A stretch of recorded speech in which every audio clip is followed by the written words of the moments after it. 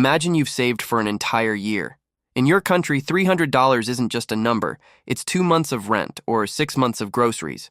You finally walk into a store or browse AliExpress and you see it, a gaming laptop. It has RGB lights. It says RTX or high performance on the box. It feels like your ticket to the modern world. But the moment you press the power button, the countdown starts. Not the countdown to your first match in Warzone, but the countdown to this machine's death. In 2025, the tech industry has perfected a poverty trap. They aren't selling you a computer, they're selling you a ticking time bomb wrapped in cheap plastic. Today, we're going to talk about why buying a budget gaming laptop in a developing country is the worst financial mistake you can make. Let's look at the math. In the US or Germany, a budget laptop is a disposable convenience.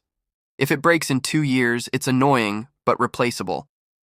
But for us, in countries like Brazil, India, Turkey, or Vietnam, we pay the poverty tax.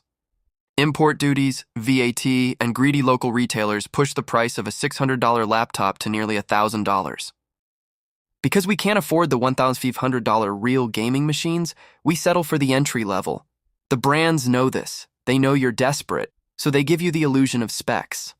They'll give you an i5 or a Ryzen 5, but they'll pair it with the cheapest motherboard possible. They'll give you 8 GB of RAM in a single channel, knowing it'll choke your CPU. They give you just enough to pass the minimum requirements on the back of the box, but not enough to actually enjoy the game. Here is the secret the tech reviewers in the West don't tell you. Thermals are the ultimate class divide. A high-end Alienware or Razer has vapor chambers and liquid metal. A budget Acer Nitro or HP Victus? It has 2 tiny copper pipes and fans made of the cheapest plastic available. In a hot climate, where many of us live, these laptops are constantly running at 95 degrees Celsius. They are literally cooking themselves alive.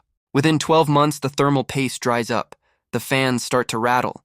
The plastic casing, weakened by constant heat cycles, starts to crack at the hinges. This isn't an accident. It's planned obsolescence.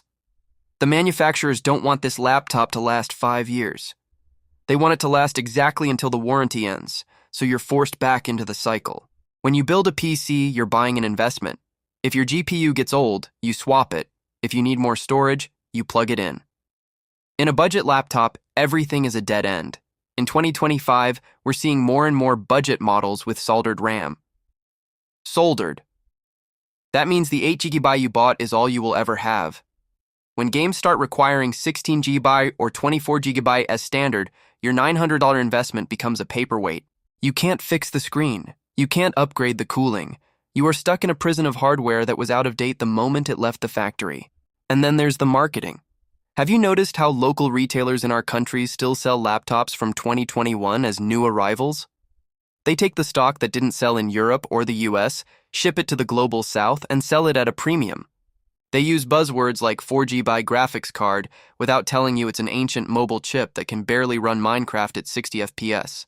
They prey on the fact that our parents or first-time buyers don't know the difference between a TGP of 45W and 115W. They sell you a crippled version of a chip for the price of a full one. So if you're sitting there with your savings, what do? Stop buying the gaming dream in a plastic box. The desktop is still king.